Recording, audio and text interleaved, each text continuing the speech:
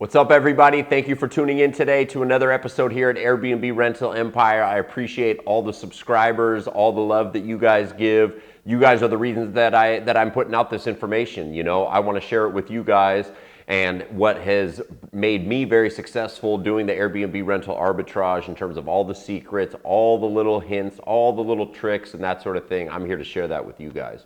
So thank you. Today, what I want to talk to you guys about, which a lot of people have, interest about and is also really important, is security deposits. Now, when you're doing Airbnb rental arbitrage, this is going to be one of the biggest expenses that you have.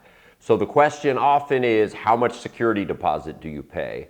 You know, every owner is going to have a different amount that they're going to be asking for in terms of security deposit. So that's something that you always have to balance, and depending on what your capital situation is, most people that are doing Airbnb rental arbitrage do not have unlimited capital. Most people in general don't have unlimited capital. So the security deposit is a major expense. When I'm in major expansion mode, like I was 8 months or so ago, expanding to a lot of different properties, I had 2 properties in particular where the property owners asked for a very high security deposit. And I had to really find a way. I had to negotiate that and bring that thing down because it was really putting stress in terms of what my liquid cash position was. You know, one of them, if I'm not mistaken, was asking me for $20,000 to start. That's what they were asking me for, a $20,000 security deposit. You know, and I think the rent on it was $7,500. And they're asking me for 20 grand. And I said, no, that's not gonna work for me, but at the same time, I wanted that property. So this is something that you have to wrestle with, and this is something that is really important.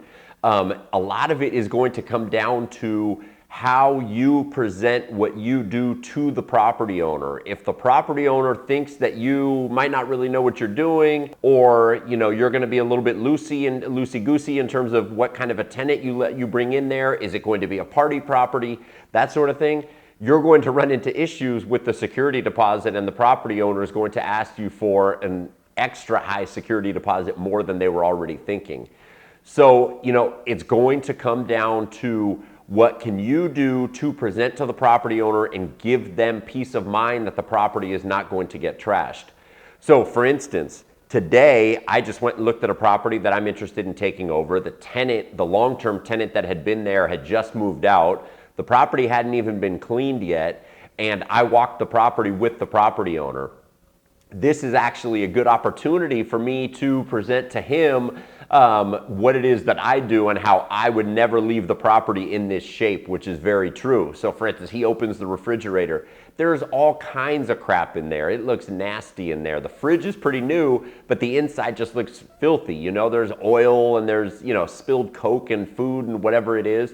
And I explained to him, look, I said, wow, that's a dirty fridge. I said, this is crazy what tenants do and how they live like slobs, It's like, luckily, the benefit of working with somebody like myself is I run it like a 5-star hotel, so the property is constantly cleaned. And I tell them never in the entire year that I've had a property, during the entire course of the lease, the property would never look like that one time. The property is going to be show ready at all times, meaning he could show the property if he wanted to sell it, or he could show it if he wanted to rent it to somebody else. It's going to be available and ready to show in clean shape.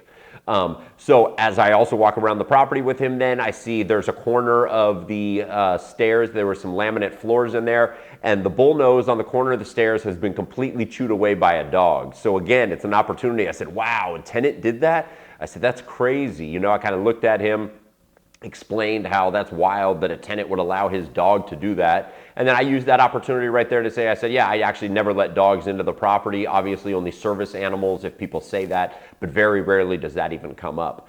And so I use that again, use that to my advantage, so that when he looks at my offer as a whole, he's going to view it as a positive thing and think that I'm going to take better care of the property than a long-term tenant does.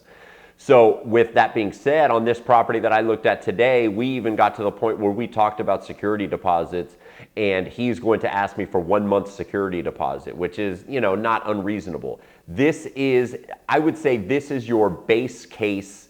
This is what you should be striving to get. If you can get less than that, wonderful, but I think it's going to be pretty hard in most cases to get less than 1 month security deposit.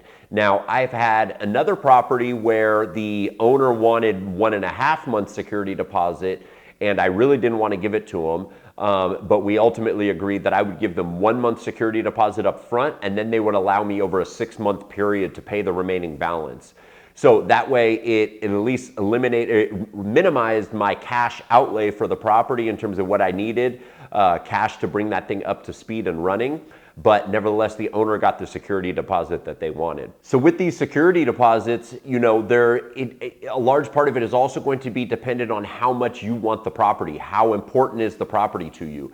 If there's a property that I really want and the owner, let's say it's super clean, it's super brand new, and the owner wants 2 months security deposit, I would in most cases do that. Obviously, it's contingent upon your financial situation and how you stand. I have plenty of cash right now where I can do that. It's not, you know, any of the properties that the price points that I'm going for. I try to keep my properties all under $8,500 per month.